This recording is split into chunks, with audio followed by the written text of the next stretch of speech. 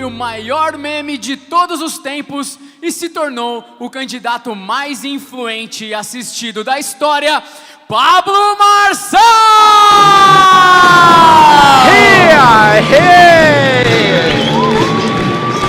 Tamo junto!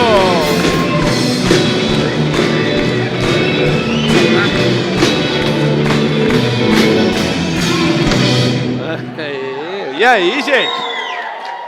Vai vir aqui mais um ex-pobre. Dá uma animada ou não no brasileiro? Um ex-pobre que venceu na vida, um cara batalhador, um cara que eu chamo de amigo, que eu respeito, que sabe arrumar confusão e resolver confusão. Um cara de tecnologia, um cara que tem ajudado o brasileiro a empreender. Com a salva de palmas, ele é o Thales Gomes! Vem cá, Thales Gomes! É nóis. Bem-vindo, hein? Senta aí. E aí, turma? Aí sim. Thales Gomes é o nome dele. Aí, oi. Thales Gomes, a gente era da mesma turma, só que escola diferente, 37 anos. É isso aí, mano. Tem isso aí. 37? 37, cara. Nasci em 87, interior de Minas Gerais. Que mês? Março, você acredita? Março. Dia 23 de Então, março. você é Você é mais de velho quando? que eu. De abril, pô. Ah, então você é muito novo. Que massa, cara, da mesma idade. Pois é, velho. E ambos viemos ali de uma origem parecida, né, Pablo? Sim. Eu sou de Carangola, de uma cidade de 37 mil habitantes.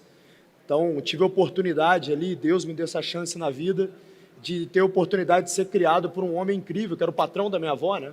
Meu pai se separou da minha mãe quando eu tinha 5 anos, a minha avó era empregada doméstica desse homem. Meu pai e minha mãe se separaram, eu tinha 6. Com 6? É. Aí, tá vendo? Agora só falta eu virar um dos homens mais influentes do Brasil também um dia, né? Você casar, você casou? Tô quase. Caso em junho. Falta 4 meninos. Pois é. Eu quero 5. Eu quero 5. Quer 5? Eu quero 5. Minha mulher me deu uma cota de 3, mas eu convenço ela. Se eu já convenci bilionário do mundo inteiro botar centenas de milhões no meu negócio, eu vou convencer minha mulher a ter 5 filhos, pô. Eu tô muito errado, não tô não, turma? Tem que ajudar, né? Esse é Thales Gomes, ele tem um projeto que ele criou que ninguém dava nada. Aí depois que explodiu, eu conheci ele. Ele foi palestrar lá na... Você nem sabe disso, acho que nunca te falei. Você foi palestrar lá em Goiânia, no evento dos radicais empreendedores lá da Videira e tal, lembra? Na igreja, eu lembro, pô. É. E aí eu, nossa, mano, esse cara deve ser fera demais, porque ele tá palestrando aqui, só vem fera. Foi a primeira vez ali que eu tive o contato com o Thales Gomes. E a gente trocou ideia no dia? Não trocou, isso era importante demais. Ah, para. Falo Sério? com todo mundo aí sempre. Você que não chegou pra falar comigo. Não, às vezes eu não sei o que acontecia comigo, eu achava importante demais, eu falava, deixa esse caboclo importante pra lá, né? Mas foi o primeiro contato, alguns anos atrás que você foi lá, e eu queria que você respondesse sobre isso. Como é que foi a brilhante ideia? Veio de uma raiva, veio de um problema? Porque a maioria dos negócios que eu tenho promissores, eles vieram de um problema que eu tive com algum tipo de cliente, fornecedor, alguma situação, fui lá e criei. Cara, geralmente o empreendedor faz isso, né? Empreender nada mais é do que resolver problema. E aí, se você junta um grupo de pessoas apaixonadas por esse problema, apaixonadas pela solução, eventualmente você consegue construir um produto. Lá em 2011, 4% da população brasileira tinha smartphone. Então, era um mercado muito incipiente, que ninguém acreditava. E eu tive esse insight. Eu falei, cara, e se eu usasse esse smartphone de modo que isso fosse um terminal para que taxistas aceitassem corrida ali e eu não precisasse ligar ali para uma cooperativa de táxi? Não existia Uber ainda? Não existia nada, né? Era 2011 ali. 4% da população brasileira tinha smartphone. Basicamente, ninguém no mundo usava smartphone. Se eu não me engano, o iPhone foi lançado em 2007, 2008, 2009, sei lá. Sabe? Era muito recente tudo isso. E aí eu tive essa ideia de juntar esses caras, né, o taxista e o cliente, usando ali smartphone para um se conectar com o outro.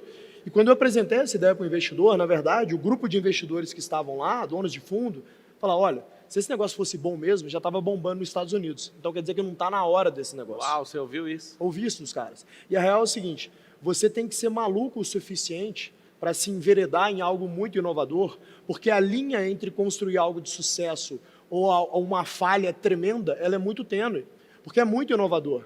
E ideia extremamente inovadora, geralmente, todo mundo vai falar que é muito ruim. Só você e os seus sócios eventualmente acreditam que essa é uma ideia muito boa. E a verdade é que a grande maioria das ideias muito inovadoras geralmente são muito ruins e não dão em nada, ou porque estão no time errado, ou porque o produto não foi construído da forma certa. Então, você ter a coragem e a disciplina de se enveredar por esse caminho e se manter ali por alguns anos até que o negócio de fato dê certo, isso custa muito para a sua vida, principalmente quando você está no início do ano. Né? Chegou a desanimar? A galera falava... ó, Claro, pô, eu tinha 22 para 23 anos. Eu morava na favela do Santa Amaro, no Rio de Janeiro. E aí eu vou fazer esse negócio. Todas as rendas que eu tinha, tal, eu trabalhava em empresa, cheguei a trabalhar no Ortobon, tal. Então eu trabalhava em empresa, departamento de marketing. Eu saí do meu emprego e peguei, cara, a reservazinha de capital que eu tinha, que era basicamente um carro velho, vendi o carro e falei, beleza, eu tenho 6 meses para fazer isso funcionar. Se não der, acabou. Eu estou endividado e aí eu vejo o que eu faço na minha vida. Por muito tempo o negócio não tracionava, Paulo, porque era muito incipiente o mercado. Eu cheguei a ter menos de 2 meses de caixa. Até que a Rocket, que é um fundo alemão gigante, veio e ofereceu comprar minha companhia primeiro, que geralmente eles só compram. Eu falei, eu não vou vender. Se o cara sai lá da Alemanha para poder tentar comprar minha companhia, que esse negócio vale alguma coisa. Eu falei, vocês investem na companhia. E aí, conversa vai, conversa vem, assunto longo, eles toparam investir. Vou te dar um paralelo aqui, Pablo. O Series A, que é a primeira rodada de capital institucional de uma companhia de tecnologia, hoje no Brasil, geralmente é uns 50 milhões de reais. Naquela época, um Series A era 500 mil reais. Eu captei, cara, com $1 a 2,5, 10 milhões de reais na primeira rodada, Uau. que era 20 vezes um Series A. Ou seja, proporcionalmente, seria como se hoje eu estivesse captando $1 bilhão e reais. você já tinha no base Series de A. clientes girando? Ou tava... Tinha base de clientes, estava rodando, o software era muito bom. E a real, que eu descobri depois, que a Rocket tinha tentado fazer esse negócio, não tinha conseguido, que o nosso software realmente era muito bom. O meu sócio, o Márcio e o Vini, que eram os engenheiros que programavam, os caras são gênios. Eles conseguiram, de fato, pegar a minha ideia e transformar aquilo em um bom software e fazer funcionar. Então, você imagina, proporcionalmente, cara, como se fosse $1 bilhão para um moleque de 22, 23 anos, captado ali, os caras falaram, beleza, agora expande isso para o mundo inteiro. Agora eu quero te contar uma curiosidade que eu nunca falei isso para frente da câmera. Quando eu sentei na frente do Oliver Summer, que é um dos caras mais ricos do mundo, um bilionário alemão, o criador da Rocket, ele virou para mim e falou assim, você está pronto para ser o CEO dessa companhia? Eu virei para ele e falei assim, eu nasci pronto. Respondi, I'm born ready. Quando eu... Porque, sabe o que acontece? Quando você está nesses momentos decisivos da vida, esses caras querem te testar, sabe? Assim, hoje você está nessa posição, eu também, graças a Deus, então a gente testa as pessoas. Esse cara estava me testando, mas eu não tinha a convicção que ele estava me testando. É que, na real, eu realmente me sentia pronto para aquele desafio. Mas sabe o que eu fiz? Quando eu saí ali daquela sala, eu abri o Google e escrevi no Google assim, o que faz um CEO? Porque eu não tinha a menor ideia, pô, o que faz um CEO? Sabe, sei lá, sair de Carangola, bicho, fui parar na favela de Santa Amaro, tá pronto para ser o CEO. Agora, outra coisa que passava na minha cabeça, turma, era o seguinte, cara, eu saio lá de Carangola, crio um negócio dentro da favela de Santa Amaro. Eu vou chegar para frente desse gringo e falar que eu não sei o que é ser CEO? É ruim, eu vou falar que, pô, como se eu tivesse sido CEO a vida inteira. E aí, cara, foi quando eu comecei a conhecer a turma, inclusive meu atual sócio, Nardon, ele era investido pela Rocket também, e era um dos caras que eu sentava e conversava, falava, Nardon, e aí, cara, o que eu faço como CEO? Qual que é o trabalho de um CEO? O que eu tenho que fazer? E dessa história a gente expandiu a companhia para 35 países, 4 continentes, avaliou a companhia mais de $1 bilhão e foi uma boa história. Você fez o exit quando? Eu fiz em 2015. 2015. Exatamente. Explica pra galera que está assistindo, muita gente não sabe disso, porque não é cultura do Brasil nem ser empreendedor. O brasileiro ele é empreendedor na tora, né? Exato. Na marra. Exato. Agora conta, porque desde quando eu ouvi isso, o que é construir valor, construir companhias, eu comecei a virar um comprador disso e meu negócio é esse. Exato. Minha profissão hoje é ser investidor. Eu não sou empreendedor faz muitos anos já. Muitos não, desde 2020. Então eu preparo pessoas para tocar companhias e o meu único problema hoje é gente. Eu preciso de gente para abrir e comprar mais companhias. Perfeito. Explica para as pessoas como é que funciona isso. Você teve uma ideia embrionária, testou, rompendo barreiras absurdas, foi comprado, teve um investimento e foi comprado depois desse investimento. E a empresa virou uma empresa de nível global. Você que é um cara que veio de favela, acabou de explicar aqui que o cara falou, você está pronto para ser CEO? O cara não sabia o que era ser CEO. Exato. Por isso que você tem que estar nos lugares certos, peitando os problemas certos. Quais são os problemas certos? Os que você não dá conta de resolver. Perfeito. Os desafios e os problemas que vão te fazer crescer são aqueles que você ainda não tem a solução. Porque se tem a solução, você vai ser mal pago para resolver eles. Fato. Então temos que criar problemas que não têm a solução. Tem um fato interessante antes de você responder. O Albert Einstein ele escrevia as teorias, ele não era o cara que provava as teorias. E até hoje tem teoria do Einstein que não foi desvendada. Só que ele falava, isso não é problema meu, eu quero é ver como é que o Sol está aqui, como é que a Terra gira, e então a fórmula é essa. E tem fórmula até hoje que ninguém testou. Não dá para testar ainda com a capacidade que as pessoas estão na busca hoje, né? A gente tem que amadurecer um pouco para rodar as ideias do cara. Olha que loucura. Esse cara viu algo.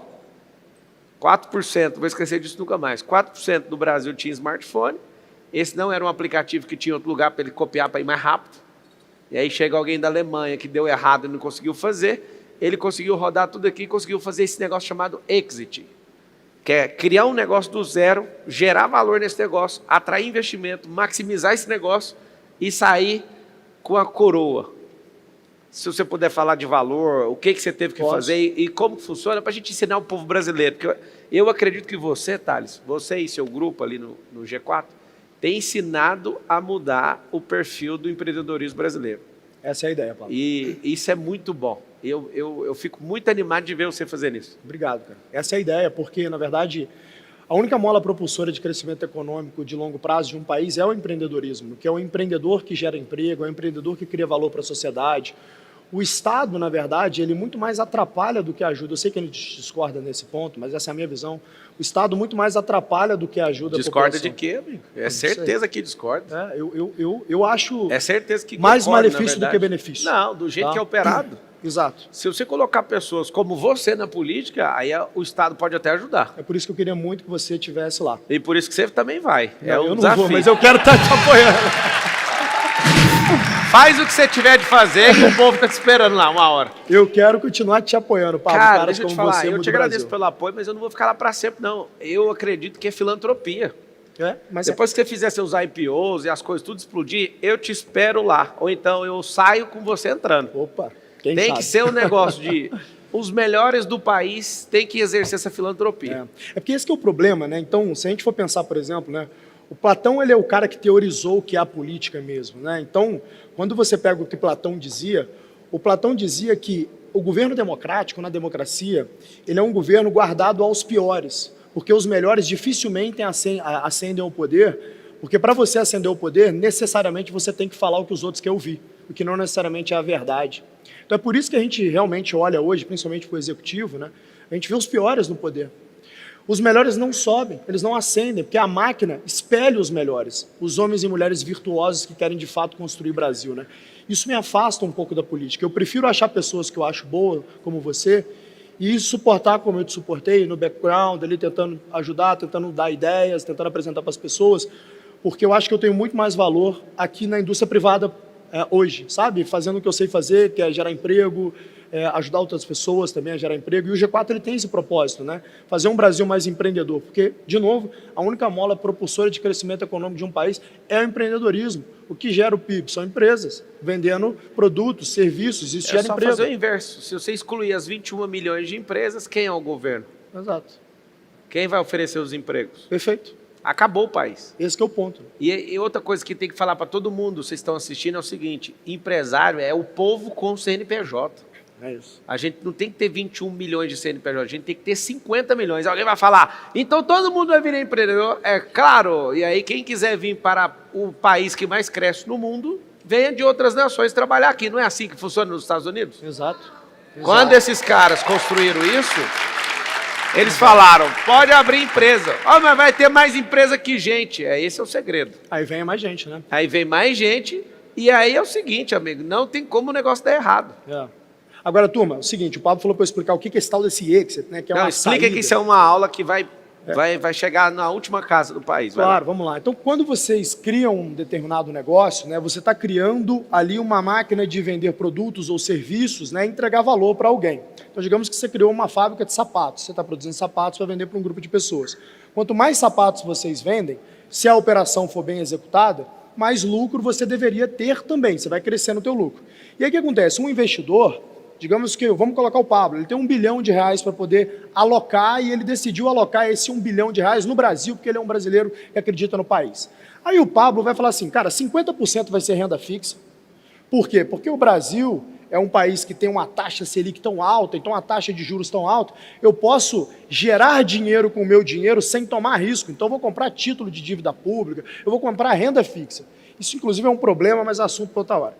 Aí os outros 50%, ele vai colocar em imóveis, ele vai colocar em fundos de private equity. Aí, eventualmente, ele falou, cara, eu quero pegar aqui 10% do meu capital, 100 milhões de reais, e investir em venture capital, né? Como o próprio nome diz, é um investimento de risco, né? Um capital de muito risco, que a grande maioria dos investimentos que ele fizer vai dar errado.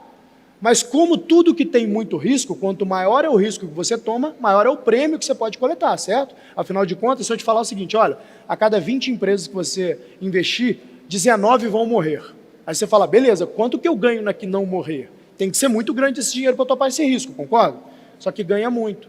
Geralmente, esses investidores vão fazer 5, 10, muitas vezes 20 vezes retorno do capital. Então ele vai botar 100 milhões ali para essas empresas e, eventualmente, ele vai fazer ali 300 milhões, 500 milhões de reais em cima daqueles 100 milhões que ele colocou. Então é por isso que tem investidores que topam investir nesse tipo de ativo. E do outro lado da mesa, um empreendedor, caras como eu, a gente cria esses negócios, cresce esses negócios e chega um momento que a gente fala assim, por N razões, seja razões familiares, seja razões de, cara, você não aguenta mais o negócio, seja razões de, você já está muito diluído porque pegou muito dinheiro e sobrou pouco percentual da companhia para você, porque todas as vezes que você capta dinheiro, você vende um pedaço da sua companhia para um grupo de investidores, e você quer vender o total daquela companhia e botar o dinheiro no bolso e ir para a próxima empreitada. Isso é o que fazem caras como eu e o Pablo, que são chamados de empreendedores seriais, como Elon Musk, né, como Bill Gates, essas pessoas, eles criam várias empresas e vendem essas empresas, são empreendedores seriais. Então, quando eu vendo o EasyTaxi lá atrás, eu pego o que tinha me sobrado de equity, né, que é esse patrimônio gerado na criação da companhia, que são ações da companhia, e vendo esse equity para um grupo de investidores ou para uma outra empresa. O mercado chama isso de exit, né? A gente adora dar nome bonito para coisa simples, né? Então, eu chamo isso de exit, que é a saída. E aí o empreendedor pega esse dinheiro e bota ele no bolso. E com isso, ele começa outras coisas, né? Quiser colocar o nome em português, é a hora que você realiza o negócio. É isso. Realização. Por que pessoas que têm muito dinheiro não querem agora entrar num negócio novo, testar, criar uma marca? Já quer pegar um negócio funcionando, com a capacidade de um CPF de fazer aquele negócio crescer, e aí o dinheiro dele é multiplicado de forma mais rápida. Por exemplo, depois que você toma um monte de problema na vida, o seu sonho, quando você estiver rico, vai ser deixar seu dinheiro rendendo a 1%, porque 1% no final do mês vai devolver. Então chega no final do mês, 1% está na sua mão, morreu. Só que você faz esse tipo de coisa, aí que está o segredo. Se acertar na tecnologia, acertar na liderança, acertar na gestão, acertar num produto, se acertar todos esses pontos, o dinheiro pode render 200 vezes mais. É isso aí. Só que também pode perder. É isso aí. Eu sou investidor anjo também, mais de 100 companhias, e eu vou dar um dado real do Brasil para vocês entenderem. 50% das empresas que a gente investe, a gente perde o dinheiro. 50%. As outras 50% vai dar lucro. Só que os 50% dos que vão dar certo, vai dar pouco lucro. Aí a gente faz tudo isso para achar aquela empresa. A empresa que vai dar 20 vezes mais, 30 vezes mais. Pra vocês entenderem, não é cultural. Como não é cultural, é uma conversa de doido. O que esse cara fez aqui, ele tem que ganhar uma medalha de herói brasileiro. Por quê? Porque brasileiro saindo na frente, ele e os sócios que criaram esse negócio, criaram um negócio que gente da Europa não tinha conseguido fazer até aquela data, compra aquilo e vira referência. Uma salva de palmas para esse brasileiro aqui. Obrigado. Thales, qual foi o pior momento da sua carreira? E o que você aprendeu com isso? Cara, o pior momento definitivamente foi na pandemia, Pablo. Você lembra que eu tinha a Singu, que foi uma outra empresa que eu vendi para a Natura, gente? Vendi em 2020 a empresa, ali no meio da pandemia. Então eu tinha fechado o deal com a Natura em agosto de 2019. Fui lá para Nova York, encontrei o presidente do conselho da Natura e fechei o deal. Ele falou, beleza, a gente vai comprar a sua empresa, vamos agora só para a burocracia. A Natura é uma empresa gigante, né, uma das maiores da América Latina, então obviamente é um processo muito burocrático até que eles comprem a tua companhia. Então fomos para os contratos, os advogados discutindo e tal, mas isso foi se arrastando. O que acontece, Pablo? Uma startup, como você sabe muito bem, ela precisa captar funding para ela continuar viva. Porque a startup, por definição, ela não dá lucro. Então você está fazendo essa empresa crescer, crescer, crescer, para um dia você secar a operação, cortar custo e dar lucro. Mas nesse momento você está só abrindo a operação, crescendo, crescendo, né? Então você fica captando funding para isso. Quando eu fechei o deal com a Natura, eu parei de captar fundo. Inclusive, eu estava nos Estados Unidos para captar uma outra rodada de investimentos. Ele falou, não, pode parar, porque a gente vai comprar a sua empresa. Então, eu parei. Então, eu fiquei ali até dezembro nessa burocracia com eles. Não sei se vocês lembram, mas janeiro, o mundo já começava a falar forte de pandemia, dessa tal da Covid que ia surgir aqui, janeiro de 2020. Fevereiro de 2020 veio o carnaval, e a gente teve o carnaval aqui como se nada tivesse acontecendo, mas o mundo já estava parado, falando de Covid. Sim. E nada da Natura assinar o deal. Eu tive um pressentimento ruim, cara. Que não ia assinar. Falei, vai dar merda. E aí o que acontece? Eu tinha caixa até junho. Tá? Então eu tinha ali 1 ano de caixa quando eu comecei o meu fund, que é geralmente o que a gente faz quando a gente está nesse play. Né? Um fundador de uma empresa de tech, ele está sempre fundraising, sempre levantando fund. Falei, cara, acho que vai dar merda. Eu virei para o meu time e falei, galera, eu tinha ido esquiar na Áustria durante o carnaval, e tinha chineses ali no meu hotel, né, porque a Áustria é relativamente próxima à China, e os chineses me falando de como estava a China. Eu não sei se você lembra, mas a gente via aqueles vídeos dos lockdowns, a gente achava que era mentira, né, que era fake news. E os chineses me deram, de fato, o que estava acontecendo na China. Eu voltei para o Brasil desesperado, Pablo. Eu falei, galera, vai fechar o mundo inteiro. O mundo inteiro. Deu problema, vamos, cara, cortar custo na companhia, vamos ver o que a gente pode fazer, a gente precisa de mais tempo, eu estou achando que a Natura vai acabar dando para trás. O que aconteceu? Lockdown em março, se não me engano, 21, 22 de março, a Natura ainda não tinha assinado. Não, tá tudo certo, a gente vai assinar. Eu falei, Natura, eu tenho caixa só até junho, tem 2 meses de caixa, e aí não sei o que lá. Não, vai assinar, tá tudo certo. Lockdown. Cara, no que deu lockdown, eu tinha mais de 10 mil manicures na minha plataforma ali, né? Para quem não conhece a Singu, turma, era tipo um Easy Taxi, né? Um Uber de manicure. Então a manicure ia na sua casa, tal, e outros profissionais de beleza. Alguém levantou a mão ali, eu era cliente. Você usa? Legal. Obrigado. Então, é o seguinte, imagina o seguinte, eu tenho 10 mil manicures que dependem da minha plataforma para poder ganhar dinheiro. A nossa proposta era desintermediar o salão, porque o salão, geralmente ele ficava com 60% a 70% da receita, a manicure ficava com 30% a 40%. Eu falei, eu arranco o salão da jogada, que salão é um negócio que é caro, que você precisa ter real estate, né? Você precisa ter loja em shopping, essas coisas, imóvel, né? Ele fala inglês, parece que está dando aula de inglês. E aí, em português, mas eu cara. traduzo na hora. Eu traduzo na hora. Aí o que acontece? Quando eu tiro o salão, eu consigo fazer o contrário. Aí eu ficava com 30% e pagava 70% para manicure. Então eu inverti o jogo, né? Ele virou um salão virtual. Um salão virtual. Quando eu tenho 10 mil manicures no meio de uma pandemia, não podendo trabalhar, ela dependendo de mim, sendo que eu tinha triplicado a renda dessas mulheres na média, vira um problema muito grande para elas. E o Dória fechou São Paulo inteiro. Ninguém podia funcionar. Em uma daquelas lives que ele fazia todo dia no almoço ali na entrevista, ele deu um mole de falar que não via problema de uma manicure na casa da cliente e tal para fazer a unha. Eu cortei aquilo, mandei para os meus advogados e falei assim, eu vou tomar esse call, porque não dá para deixar essas meninas sem trabalhar. E a gente não tem caixa para manter essas meninas. A gente tem 2 meses de caixa, a gente vai quebrar e as meninas vão passar fome. E aí o meu advogado falou, eu acho que você vai ser preso, mas se você quiser fazer isso, faz aí, né? Tomei o risco e fui. O que acontece, gente? Eu mando um e-mail para, inclusive para a CEO do G4, agora a Misa, ela era minha CFO na Singu naquela época. Eu mando um e-mail para a Misa e falo assim, Misa, vamos liberar as meninas para trabalhar, mas vamos mapear quem é grupo de risco. Então todo mundo que tinha comorbidade ou acima de não sei quantos anos, não vai poder trabalhar, mas a gente vai criar uma renda básica para elas. O que a gente faz? A gente abre mão de 100% da receita da companhia. Então, todos os 30% que a gente ganha, a gente paga 100% para esse fundo, e esse fundo distribui para as meninas que têm algum tipo de doença ou comorbidades ou acima da idade, para que elas possam ficar em casa. E a gente também tenta arrumar aqui uma forma de comprar cesta básica, e a gente comprou entre a gente, fez vaquinha com os amigos, para poder dar para essa turma. Então, basicamente, as mais jovens e sem doença trabalhavam e ganhavam o dinheiro que elas tinham que ganhar. Eu pegava os 100% que eu recebia delas e dava para as outras que não podiam trabalhar. Então, a gente fez esse fundo social. Isso foi muito duro, porque é o seguinte, a minha CFO me respondeu, ó, tudo bem, podemos fazer isso, mas ao invés de 2 meses de caixa, a gente passa a ter 3 semanas. Aí imagina o seguinte, você está com uma empresa para ser vendida, para botar centenas de milhões no bolso, o negócio está para acontecer, mas não está acontecendo, porque é um período muito turbulento, então eu entendo a Natura também, é um período muito turbulento para tomar essa decisão, e é um negócio que faria muita diferença, ia mudar minha vida. E aí, do nada, você tem uma decisão. Ou você quebra a empresa e aí vai a zero a tua chance de botar esse dinheiro no bolso, ou você deixa 10 mil mulheres passando fome. Você faz o quê, irmão? Eu fui criado por um militar. Meu pai falava comigo assim, o dia que você tomar uma decisão por dinheiro que vai contra os seus valores, eu vou saber que eu criei uma puta dentro de casa. E não se cria puta aqui na minha casa. Isso ficava ecoando na minha cabeça, sabe?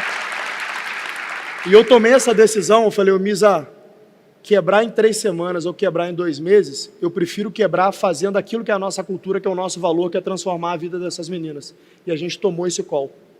E, obviamente, eu tomei esse call escrevendo para a Natura. Eu falei, ó, vocês fecharam um acordo comigo, já era para esse dinheiro ter caído há muito tempo. Já que não aconteceu, eu estou fazendo isso aqui, tá? E eu espero que vocês cumpram o seu acordo. E aí, obviamente, Deus iluminou a cabeça ali do board da Natura. 1 semana e pouca depois, eles assinaram o deal e, finalmente, a gente vendeu a companhia para a Natura. Imagina se você... Pressão, viu, irmão? Então, se não toma a decisão certa ali, você poderia zerar o negócio, né? Zerar o negócio, cara. Zerar o negócio. E a real é o seguinte, nada me garantia que ia rolar a venda. Tanto que eu tenho até NDA, eu não posso entrar nos... NDA, gente, é um contrato de... Como é que é essa porra em português? É um contrato que você não pode falar. Você não pode falar. Você não pode falar que você tá, os detalhes do deal. Um dia eu vou escrever um livro sobre isso, tá? Vocês vão entender como é que as grandes corporações operam na compra de startups. Mas eu posso dizer que eles amassam a gente. Então, aconteceu o deal, eu tomei um amasso que não era para eu ter tomado, porque eu estava fragilizado, dada a pandemia, mas eu tenho a consciência tranquila de que eu agi dentro daquilo que eu fui educado, que é não trocando os meus valores por dinheiro. Boa. E que no fim acabou dando certo. Né? Muito bom. 3 empreendedores que você ouviu, presenciou, aprendeu, copiou e acabou modelando ali alguma coisa que mudou sua trajetória ali. Cara, eu falei isso hoje, numa caixinha que eu respondi lá no Instagram. A turma gosta de fazer algumas perguntas capciosas, você sabe muito bem disso. E uma dos que me fizeram é o Jorge Paulo Lema te inspirou. E hoje está na moda bater no Jorge Paulo por causa do problema da Americanas, né? Eu vou falar algo que é bem polêmico aqui, e que talvez boa parte das pessoas que estão ouvindo não concordem comigo agora. O Jorge Paulo, na minha visão, é um dos maiores empreendedores da história, e é um dos maiores brasileiros de todos os tempos. Eu vou explicar por quê.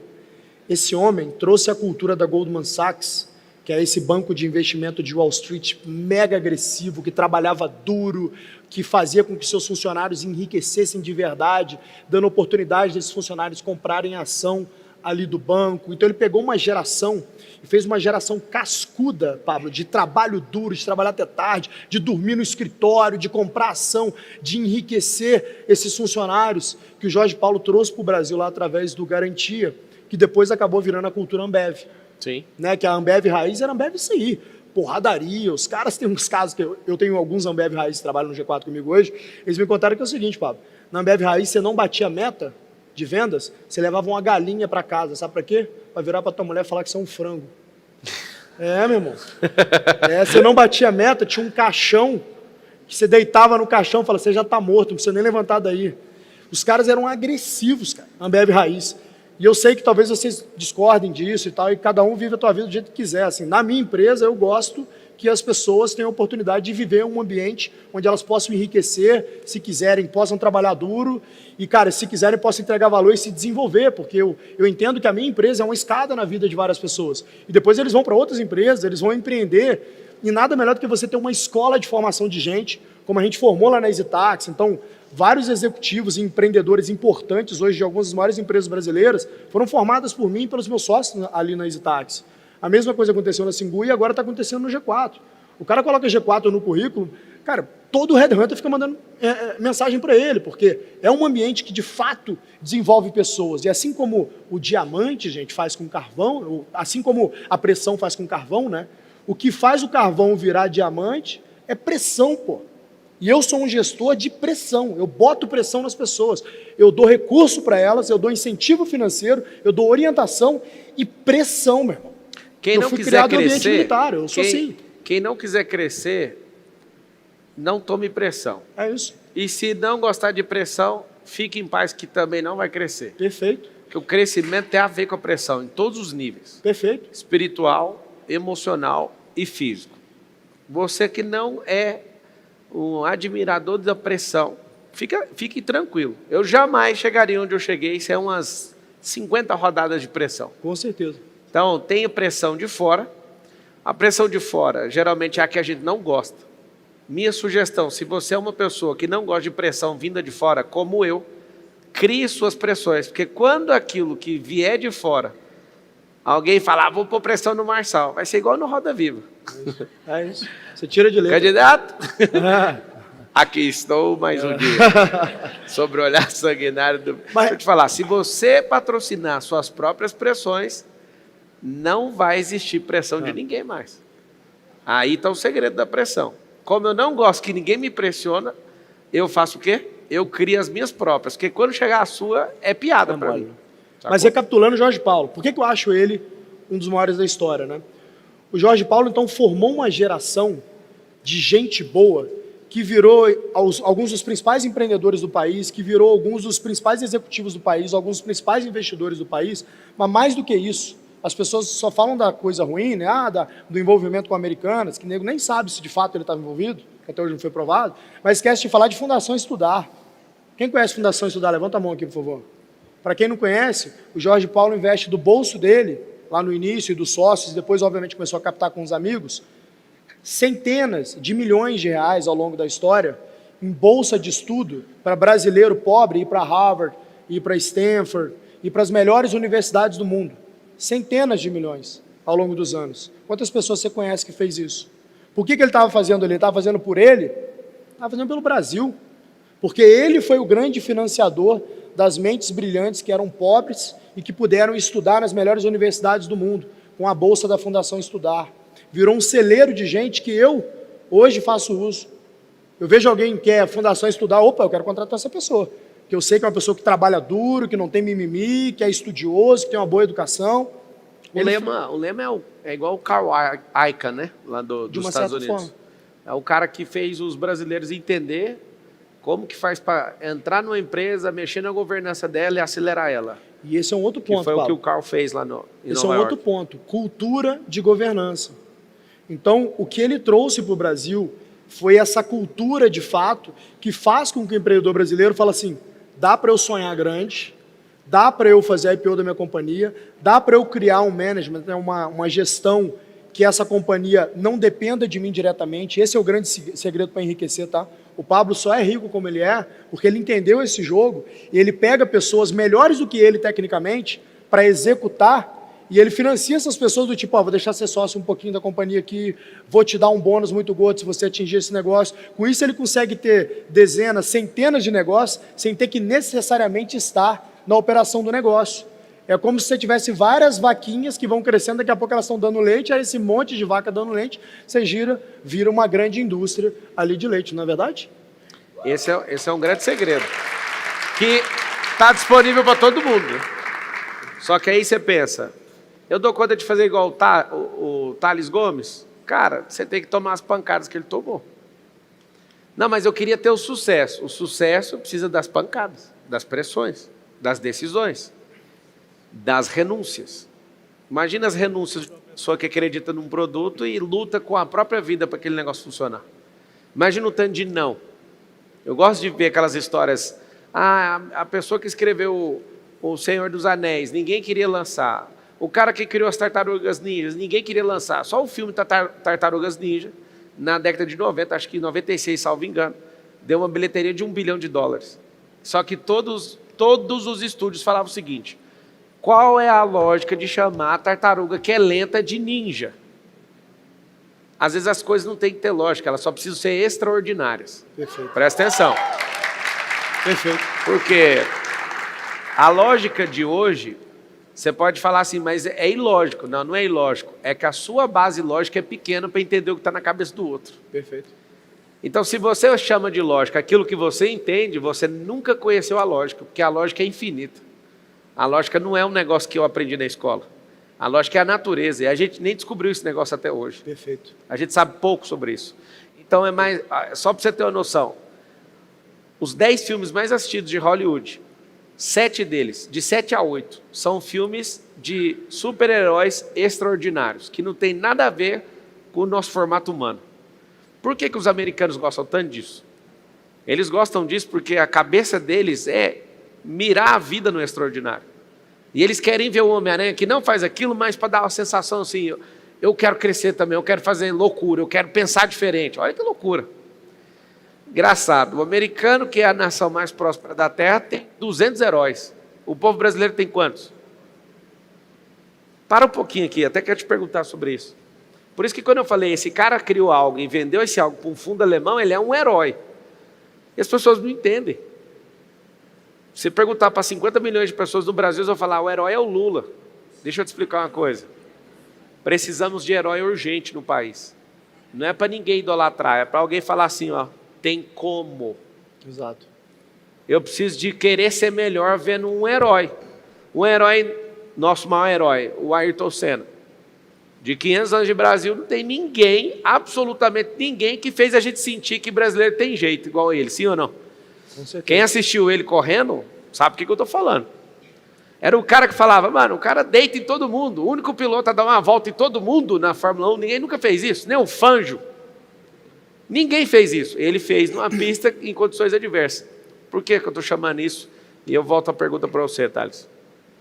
O que você acha que falta para o povo brasileiro, em poucas palavras, para a gente soltar essa mentalidade? Eu sei que o que você está fazendo hoje, você está ajudando a transformar a mente de quem quer, mas o nosso desafio, meu e seu, independente da área, é fazer o brasileiro mediano entender que tem como. Qual que é o maior desafio para você? O que a gente tem que fazer?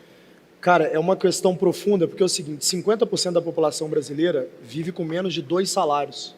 Eu vou dar um dado aqui que é alarmante para a gente entender, inclusive todos vocês que estão aqui na plateia, o tamanho da bolha que a gente vive. A gente que vive aqui em São Paulo vive. Vocês sabiam que só 1% das famílias brasileiras tem uma renda acima de 15 mil reais? Só 1%. 99% das famílias brasileiras, pai, mãe e filho, juntos, tem uma renda menor do que 15 mil reais por mês. 99%. O Brasil é um país muito pobre. E é um país onde o Estado, Pablo, faz questão de deixar o pobre pobre. A esquerda não tem interesse do pobre ganhar dinheiro, prosperar, pelo contrário. O Lula falou com a boca dele, se as pessoas ganharem mais de 4 mil por mês, eles param de votar em nós. É um fato, ele falou mesmo. E é esse meu compromisso com o Brasil, fazer o brasileiro mais pobre de todos, o último da fila, ganhar mais de 4 mil. Entendeu o recado ou não? Perfeito. É esse o lance. Tem que ganhar. Sabe o que acontece? Se o brasileiro começar a ganhar mais de 4 mil, se o brasileiro começar a ter mais prosperidade, ele vai ter acesso à informação, né? E se a fonte de informação dele não for TV mainstream, né, esses principais canais de TV, que eles filtram a verdade para não dizer que falam mentira, se você tiver de fato a condição de pegar um livro e buscar na fonte o conhecimento, você vai se revoltar. E você vai entender que é o seguinte, a única forma que eu tenho de educar e destravar o brasileiro para que ele não tenha medo do sucesso, para que ele não tenha medo de buscar os seus sonhos, é através da informação. Só que essa informação não adianta, é o brasileiro que tem que fazer isso. Vou dar um outro dado para você. Um francês lê em média, 12 livros por ano, um francês adulto. Um brasileiro adulto não lê nenhum por ano. Eu conheço um monte de gente que inclusive são bem-sucedidas financeiramente, alguns bilionários, que me falam assim, eu nunca li um livro na vida. E tenho orgulho de falar isso. Qual que é o problema? É porque as pessoas foram educadas a pensar que é o seguinte, então se você for o aluno mais inteligente da turma, o mais estudioso, você vai se dar bem. E essa não é a verdade. O que te faz ganhar dinheiro não é habilidade técnica, é habilidade emocional. O trabalho do empreendedor é trazer gente boa para próximo dele, vender qual é o sonho grande e orientar essas pessoas de modo que elas consigam se manter resilientes no caminho. Se você tem um bom produto ou serviço, um conjunto de gente boa com você, uma boa cultura, e as pessoas tentam ao longo do tempo sem desistir, pode ter certeza que você vai enriquecer. É questão de tempo isso acontecer. O que acontece é que a grande maioria das pessoas não tem a habilidade emocional para fazer isso que eu estou falando para vocês, que pode ser descrito como liderar. As pessoas não sabem liderar, elas não aprenderam a liderar. E está muito ligado a essa pergunta que você me fez. O que a gente tem que fazer com o brasileiro? Por que o brasileiro não sabe liderar? Porque liderar depende de autoconfiança. E nós fomos educados como brasileiro para ter cabeça de vira-lata, porque é isso que a esquerda quer de vocês. Ela quer que vocês tenham cabeça de vira-lata, quer que você olhe para o americano e fale, esses americanos imperialistas, ricos, o que tem de mal nisso? Pô, eu quero. E eu, quando eu estava lá em Carangola, eu me lembro, Pablo, que eu falava com os meus amigos, E eu falava assim, um dia eu vou ser empresário, eu vou construir as coisas, eu vou ter avião. Eu era uma adolescente, cara. Eu falava esse negócio, as pessoas riam da minha cara e falavam assim comigo, falavam assim, cara, vou te dar um toque numa boa. Tenha os pés no chão, porque a pior dor que existe na vida é a dor da decepção. Olha o que aqui que falavam para mim. Meu pai já falou isso comigo. Então eu nunca tive um incentivo para poder estar onde eu estou. E essa é a realidade que eu tenho certeza, estou vendo várias cabecinhas balançando, de muitos de vocês. Quando você vira ali para o teu cônjuge, quando você vira para o teu pai e fala, eu vou tentar, eu vou abrir um negócio, eu vou fazer isso. Faz isso não, para que a gente vai tomar esse risco? Larga de ser frouxo, porra. Só se constrói alguma coisa na vida quem bota a cara e toma risco. Não é verdade, pô?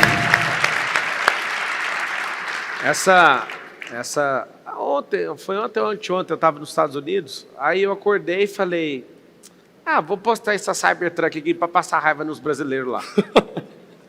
Aí postei ela lá com o pneu furado, chegou zerada com o pneu rasgado. Aí vou mandar para o Brasil, aí vem uns comentários. Para que ficar ostentando?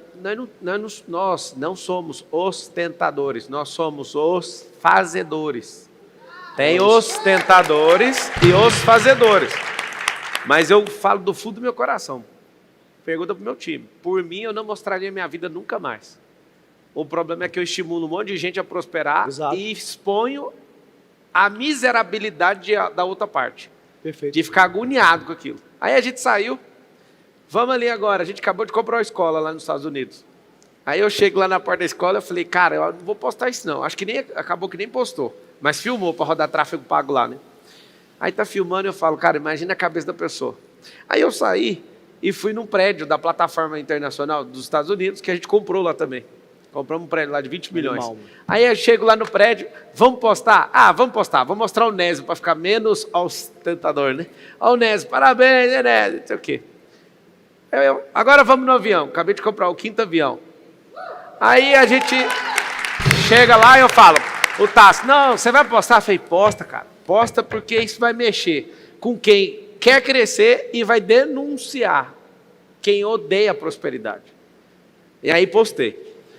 Aí eu falei, cara, agora para fechar o dia, a gente tem que ir na casa, eu vou comprar uma casa, uma casa não, né? Uma mansão, né? Do jogador que... Deixa quieto, deixa fechar o negócio primeiro. Aí eu falei, cara, vamos mostrar essa também? Aí eu pensei, cara, acho que esse povo não está preparado para isso. As pessoas não se alegram na prosperidade do outro. Perfeito. E essa é a minha luta, cara. Mas eu vou corrigir. As pessoas não. As pessoas miseráveis de cabeça, de espírito. As ricas de espírito, elas se alegram. Não tem como prosperar repudiando a riqueza. Você nunca vai ver uma pessoa bem-sucedida te criticar por isso. Porque a real é o seguinte, turma, a psicologia fala disso, né? O que Pedro fala de Paulo diz mais sobre Pedro do que Paulo. Tudo aquilo que te irrita na pessoa é uma dor interna que você não resolveu, um fantasma interno. Então, se o Pablo está postando o Cybertruck e você fala, pra quê? Na verdade, você gostaria de estar fazendo isso. Porque se não te incomoda, você fala, tô nem aí, pô, o que isso muda na minha vida? Parabéns, irmão. Tanto faz, entendeu? Não me incomoda. Eu, por exemplo, fico, cara, felizaço quando uma pessoa que eu conheço, Pablo, falando, pô, comprei uma escola nos Estados Unidos, cara, que baita exemplo de empreendedor, tá indo para os Estados Unidos, comprando empresa, pô, comprei um 5º avião, que compra o 10º, irmão. Eu quero ver mais pessoas do bem prosperando. É dinheiro honesto, não rouba de ninguém, não faz nada errado. Eu não quero ver vagabundo aí envolvido em esquema político e tal, comprando. Esses caras aí, pô, parceiro dessa turminha aí esses caras, eles me irritam, porque eu com o meu dinheiro e com o seu. Agora, dinheiro honesto, trabalhador, pô, eu quero mais que se dê bem, eu me sinto feliz. E acreditem em mim, tá? Vocês nunca vão ver um homem ou uma mulher bem-sucedido irritado com essas coisas. Vão ver só perdedores. Isso é cabeça de perdedor. Muito bom. Tem uma caixa do lado aí, ó. Cata um item aí dentro. Ó, o Hulk, parece comigo, mano. Não parece, ó? Quadradão, ó lá. Ei, o que foi que você ficou furioso da sua vida? Algo que fizeram com você que você queria quebrar tudo, igual o Hulk.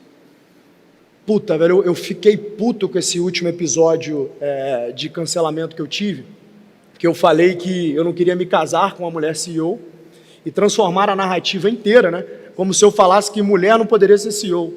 Pô, a CEO da Singura é uma mulher, pô, que é a minha melhor amiga. Como é que é? Tipo assim, essa narrativa me deixa puto porque é como a turma opera, né? Eles pegam uma mentira e transforma essa mentira em uma verdade, batendo nela o tempo inteiro, e existe o que a gente chama de carro do briefing, né? A mídia está toda brifada e fica todos repetindo a mesma mentira para parecer isso. Me perguntaram o seguinte: se a sua noiva fosse CEO de uma empresa grande, vocês estariam juntos? Eu falei: Deus me livre de mulher CEO, que eu estou falando da minha noiva. Eu posso casar com quem eu quiser, pô. Agora, se eu falo o seguinte, por exemplo, que eu quero casar com uma pessoa do mesmo sexo, ou se eu falo que eu quero ter a liberdade de usar uma droga, todo mundo aí dessa turma que me criticou ia me elogiar. Agora, como eu sou um homem virtuoso, cristão do bem, que eu quero seguir o que está na Bíblia e ter um casamento cristão, aí eu viro um inimigo. Porque você pode ter certeza, todo homem público que fala de Deus e que se posta como cristão vira automaticamente um inimigo. Se tem um negócio que irrita esses caras é você falar de Deus. Não irrita você falar de esquerda e de direita, isso aí irrita pouco. Falar de Deus é ameaça para essas pessoas. Foi o que aconteceu ali. A minha mulher tem um acordo comigo que é o seguinte: olha, eu trabalho 70, 80 horas por semana. Eu saio de casa às 6 horas da manhã, eu volto para casa 10, 11 da noite todos os dias. Que escala que é essa? Ué, eu faço isso, essa é a minha vida. Esse é meu trampo. Agora, a minha mulher, se ela fosse CEO de uma empresa grande, que eu sou CEO de uma empresa grande, quer dizer, era, né? De uma empresa grande. Se ela fosse também e tivesse a mesma escala, quem quer criar nossos filhos? Uma babá? Aí eu vou casar para quê? Se eu estou casando com minha mulher exatamente porque eu gosto dos valores dela. Porque eu quero alguém ali passando aqueles valores para os meus filhos. E ela quer isso também para a vida dela. Você sabe por que você tomou um cancelamento? Você tomou, não foi pelo que você falou, foi pelo a pessoa que você é.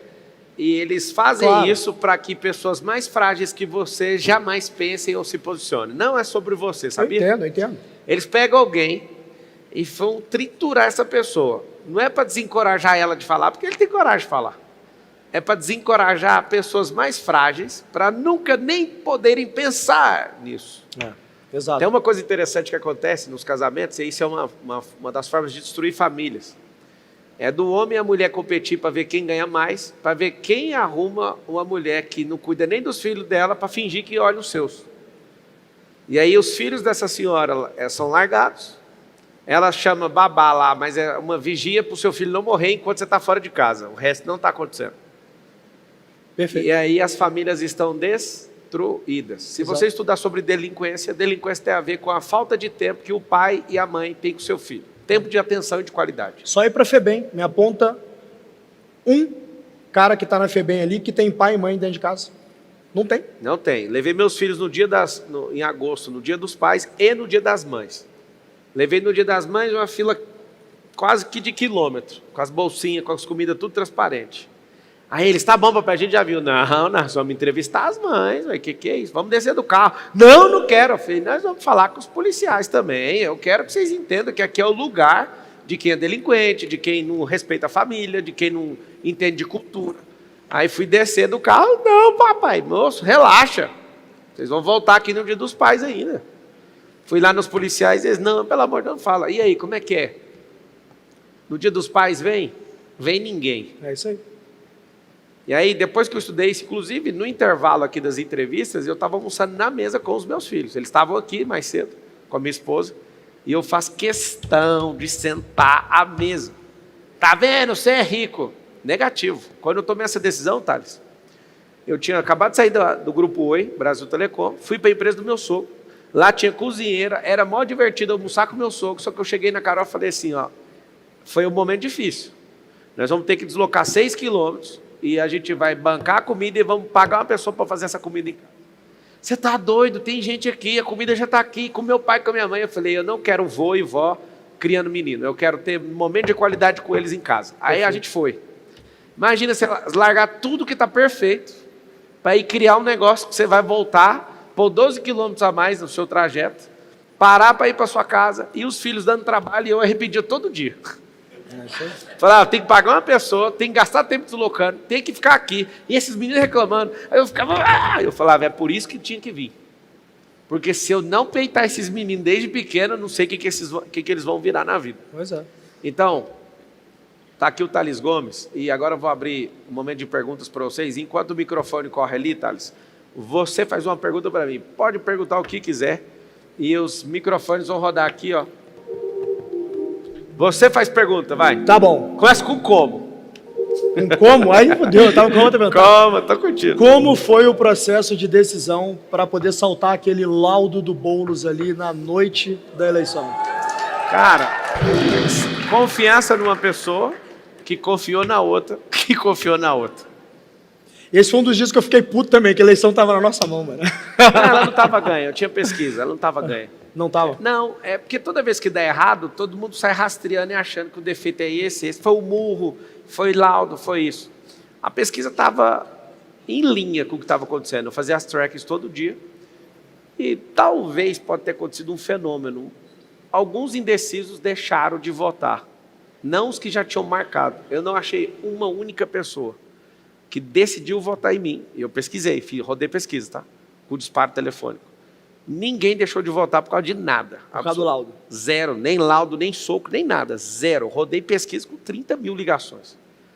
Pode ter tido um impacto de um indeciso na hora falar, eu não vou nesse não. O problema é o indeciso, pô. Então. Que era onde estava a eleição, né? Mas Tava pode indeciso. ser. Agora, falar que perdeu por causa disso, a gente não tinha 500 candidatos a vereador igual o Ricardo. A gente não tinha 67 milhões. E o 8 milhões que ele levantou foi quase na última hora de doação. A campanha foi heróica. Não. Isso é indiscutível. Agora... Mas foi isso? Foi confiar no um, não, confiar no outro? três nós de confiança. Eu falei, você checou? Pode deixar que tá checado. Aí perguntou pro outro, checou? Checou. Aí não checou. Tem 3 nós, assim. Foda, hein, mano? Aí, amigo, tudo coopera pro bem daqueles que amam a Deus, são chamados segundo o seu propósito. O que eu avaliei depois? O fato de não ter conseguido virar prefeito tem meio que uma superstição na prefeitura de São Paulo. O cara que passa na prefeitura dificilmente vira presidente da República. É mesmo? É. E eu fiz um compromisso. Ganhando eu não saio. Eu vou ficar aqui, dependendo, eu vou ficar até 8 anos para mudar tudo. Só que eu tenho um chamado para outro cargo. Talvez isso poderia me impedir, mas o que a gente fez conquistando o Brasil, né? Até agora, onde eu vou, eu estou lá na primeira classe, voltando dos Estados Unidos, os caras na primeira classe, os caras lá atrás, Marçal, tirar foto. Na primeira classe, os caras querem, tipo, todo jeito, o que você fez? Então, assim, foi uma grande merda. Mas, assim, eu não consegui sofrer nem um segundo, do fundo do meu coração. Para mim, era uma missão. Vocês sofreram. Sabe o que é o interessante? Isso é legítimo, o sofrimento. O tempo que você passa no sofrimento, aí já vira um problema que não faz sentido. Justo. Você imagina eu, que parei uns 10 meses da vida para mexer com aquilo.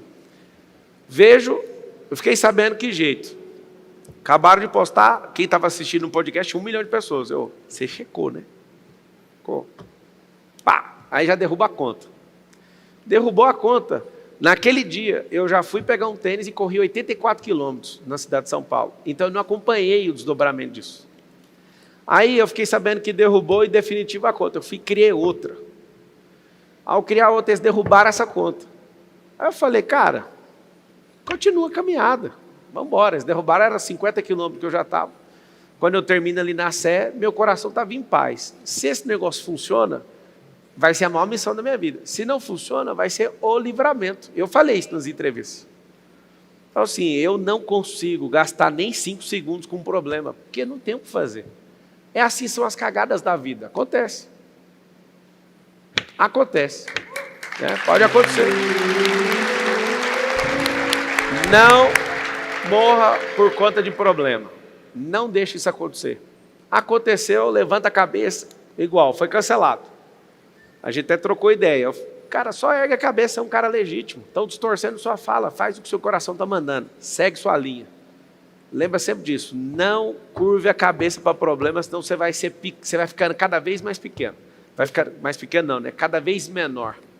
E aí está o problema. Muita gente não explodiu na vida por causa disso, porque importa demais com o que o outro está falando, com as cagadas da sua vida. Todo mundo faz cagada na vida.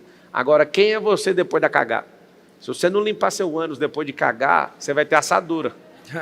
Então, limpe as cagadas e continue sua vida. Sacou? Mandem perguntas para o Thales Gomes. Tudo bem? Tudo Meu bem, nome é Ana Laura, sou de São Paulo. Thales, Prazer. prazer, Marçal estar aqui nessa tarde. Obrigada pela oportunidade de ter aberto para a gente. Thales, você falou bastante aqui do teu posicionamento profissional, da tua ousadia profissional. E eu gostaria de saber um pouquinho mais, né? Eu estou aqui por um pedido do meu filho, que é mega empreendedor de 12 anos, que ama o Pablo, e que realmente, para nós, dentro da minha família, dentro da minha casa, o mais importante é a referência de temor a Deus e referência de ousadia diante do trono, realmente. E eu gostaria de ouvir de você qual foi a tua experiência com Deus diante de todas essas suas conquistas e como que Deus ungiu a tua vida para que você pudesse ter se tornado essa pessoa ousada, ungida, para chegar onde você chegou. Perfeito, excelente pergunta. A minha história com Deus, ela é um pouco mais complexa do que talvez vocês possam imaginar, porque na verdade é o seguinte, há 2 anos atrás eu ainda era ateu. Eu era o tipo de ateu que fazia piada com cristão. Eu acho que eu já cheguei a fazer umas brincadeiras quando a gente se conhecia com você. E aí o que acontece? Eu ficava falando, Jesus é um zumbi judeu, é um X-Men, eu ficava fazendo essas babaquices, porque a verdade é o seguinte, quando você se acha inteligente demais e não tem de fato o conhecimento, você começa a fazer essas piadinhas. E aí quando você começa a ter o conhecimento, você começa a estudar profundamente, aí você fala assim, na verdade eu sou um completo imbecil, eu não sei nada e, puta, a única coisa que eu tenho que fazer é curvar minha cabeça a Deus. Como que foi esse processo? Foi um processo intelectual. Então eu gosto muito de filosofia. E eu comecei a me enveredar com o processo de estudar filosofia. O meu guia nisso, o meu professor é o Guilherme Freire, que é um professor de filosofia. E o Guilherme, ele começou ali a, me educar através de Aristóteles. Então passei por Aristóteles. De Aristóteles, obviamente, eu conheci seu grande e maior tutor, Alexandre o Grande, que hoje é talvez a minha grande referência histórica e de liderança. Um homem que com 21 anos conquistou o mundo inteiro, literalmente. E de Alexandre, eu conheci Carlos Magno, que é meio que o fundador da Europa, o grande unificador da Europa. E aí eu comecei a querer entender, quem é esse Deus, esse Jesus temido e amado e por os grandes homens, né, como Carlos Magno, que é um dos maiores homens da história, né, imperador do Império ali, do Sacro Império greco-romano, do Sacro Império Romano, que foi quem criou, de fato, a Europa. E aí o meu professor me fez um desafio, falou, tem um cara chamado São Tomás de Aquino. A base da ciência aristotélica é a metafísica, né? Então, a metafísica, se eu fosse, de uma forma leviana, resumir para vocês aqui o que seria essa metafísica, eu posso resumir isso em ato e potência, né?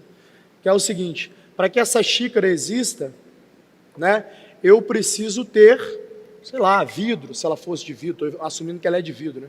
Para eu ter vidro, eu tenho que ter um elemento químico que forma o vidro, né? Então, toda potência é resultado de um ato.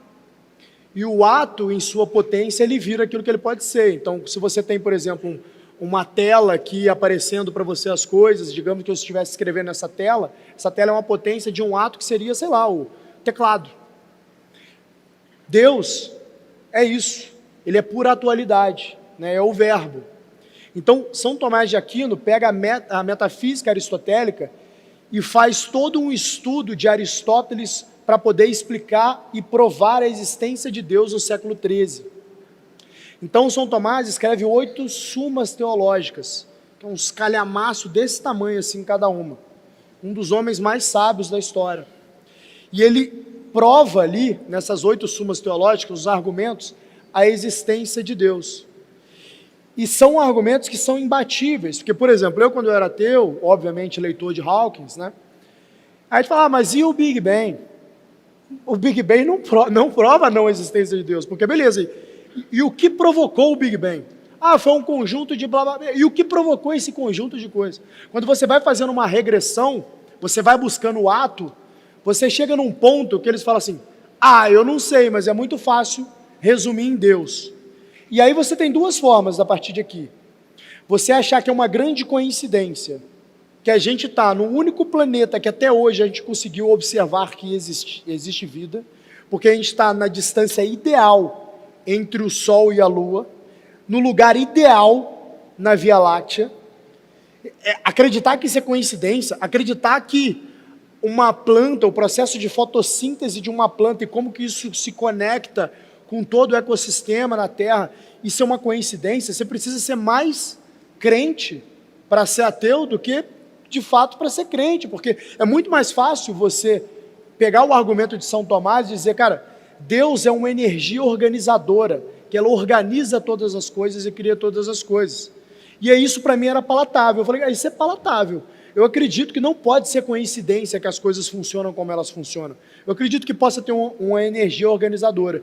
E isso me permitiu conhecer o Evangelho. E conhecendo o Evangelho, eu vi na Bíblia, de fato, um manual para a felicidade. Quer ter uma vida plena? É só seguir o que está ali. A sua vida vai ser plena. E o que foi vendido para a gente, nós somos filhos do iluminismo, né? Esse movimento que, na verdade, mais atrasou do que evoluiu os seres humanos. O iluminismo ele quis vender para a gente que tudo que está na ciência, então é a grande verdade, mas a ciência nada mais é do que a permissão de Deus, é aquilo que de fato Deus criou. A ciência é uma observação das criações de Deus, uma não exclui a outra, anda junto, é o contrário. Então as pessoas que não têm esse nível de profundidade que eu tive a curiosidade para descer e de fato estudar, elas tendem a ser ateias. Quando as pessoas de fato têm esse nível de profundidade e gastam centenas de horas, quase milhares de horas estudando essas coisas, aí sim elas começam a de fato crer em Deus. E eu fico aqui para vocês uma provocação. Tudo que a mídia vende para vocês, que é ser feliz, na verdade é o contrário, é ser triste. Eu quero ser livre para fazer o que eu quiser da minha vida. A libertação sexual dos anos 60 gerou o quê? Uma geração de pessoas frustradas, de casamentos desfeitos, de filhos crescendo sem os pais, de homens e mulheres frustrados com a sua vida e deprimidos. Por que não tinha caso de depressão? Antes dessa época, eu tinha muito poucos. Por que a depressão é uma doença endêmica que a gente tem hoje na sociedade? Porque se afastou da verdade, e a verdade nada mais é do que o que está na palavra. Então, se eu não seguir a verdade, que é ser um homem honesto, trabalhador, temente a Deus, que vou casar e ter uma família com muitos filhos, se eu não fizer isso, é só questão de tempo para eu ser uma pessoa triste. Sigam a verdade, e a verdade está na palavra de Deus. E foi isso que transformou a minha vida. Bom, confesso que eu fico emocionado ver o Thales com essas conversas.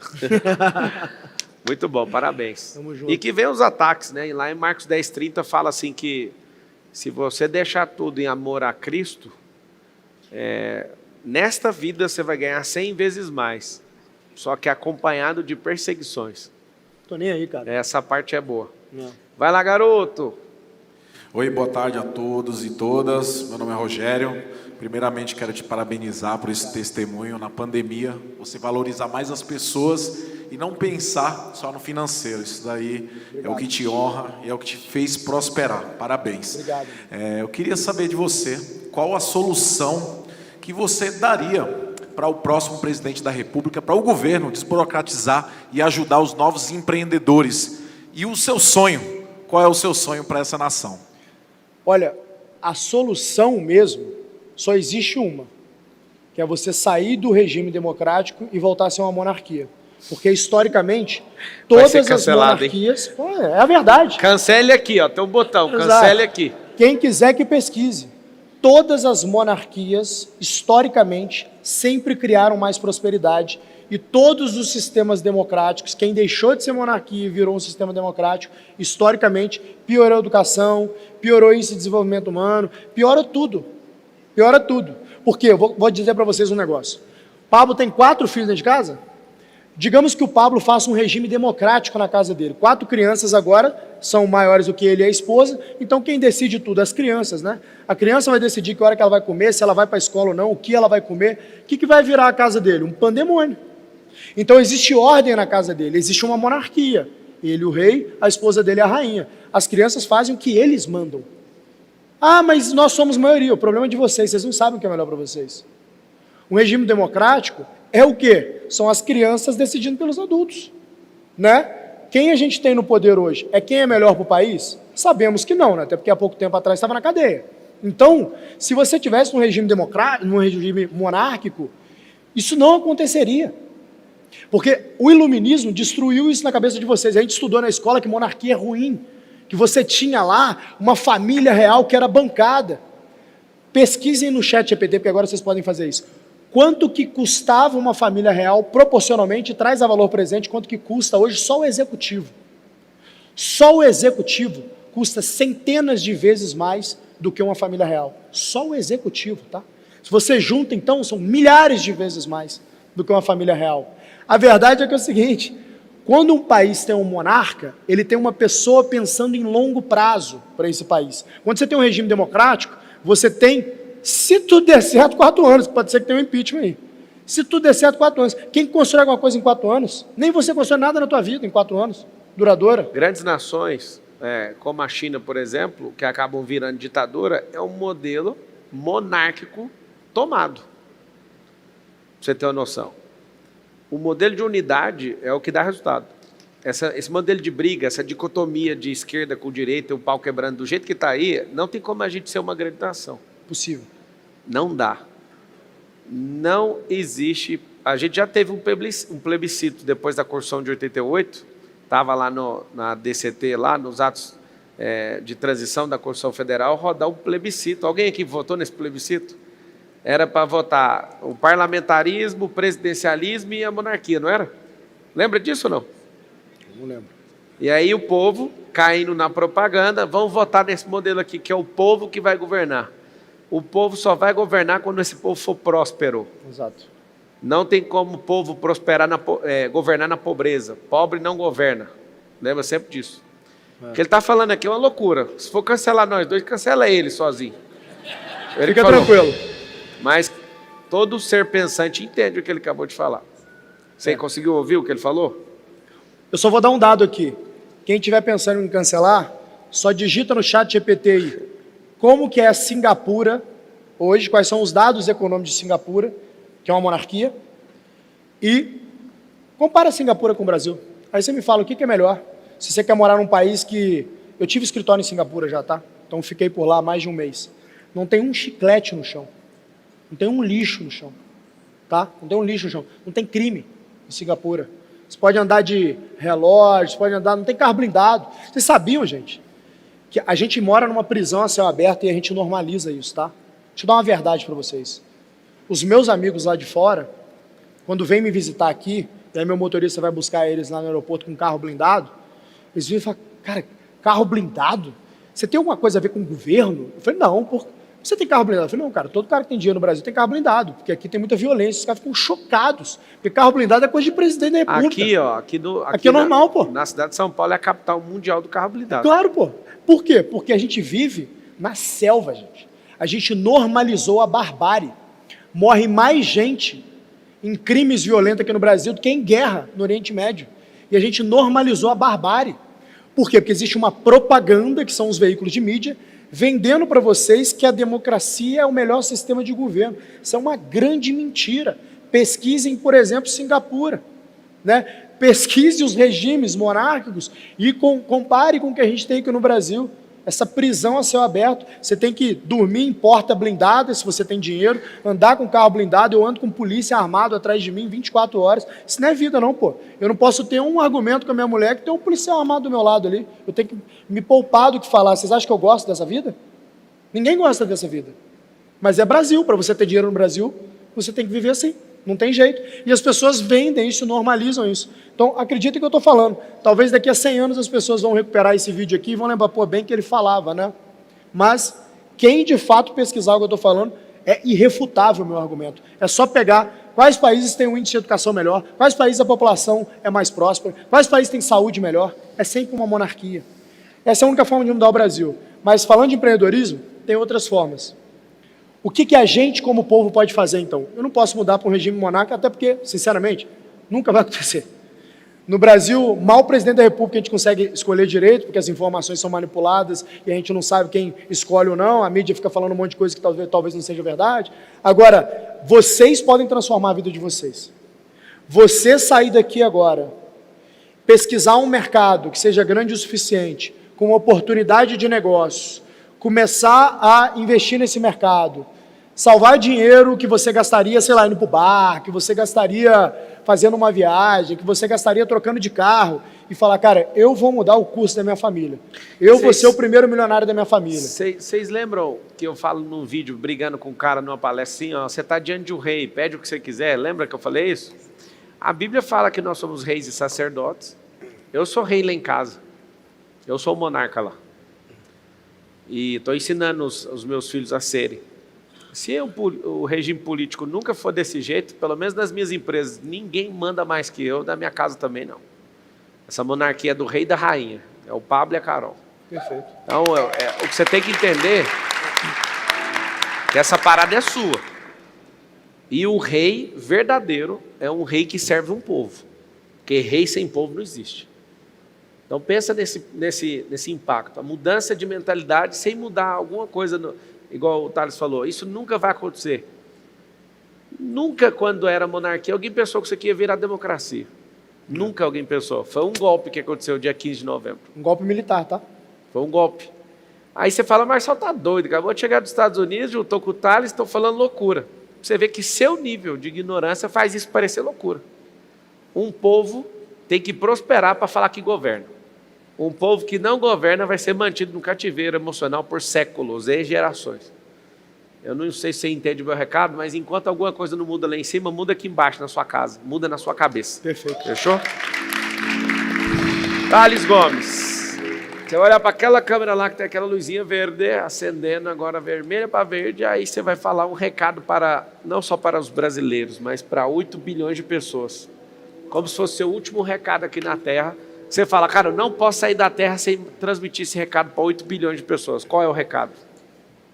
Eu saí de Carangola, morando de favor na casa do patrão da minha avó, e hoje construí empresas bilionárias junto com meus sócios e consegui de fato mudar a minha realidade, mesmo as pessoas falando que eu era maluco e que eu deveria manter meus pés no chão para não me frustrar no futuro. Eu tenho certeza que você tem um namorado, uma namorada, um familiar que duvidou de você, que não acreditou no que você queria fazer. Mas deixa eu te falar uma coisa, você e só você pode mudar a sua realidade. Ninguém vai fazer esse trabalho por você. Você trabalhar mais duro, você tomar mais risco, você acordar mais cedo, você de fato construir a sua realidade que você quer no futuro, através das decisões que você toma hoje no presente, é o que vai te permitir provar que todo mundo está errado. Um campeão, antes dele ser um campeão, ele já age como um campeão.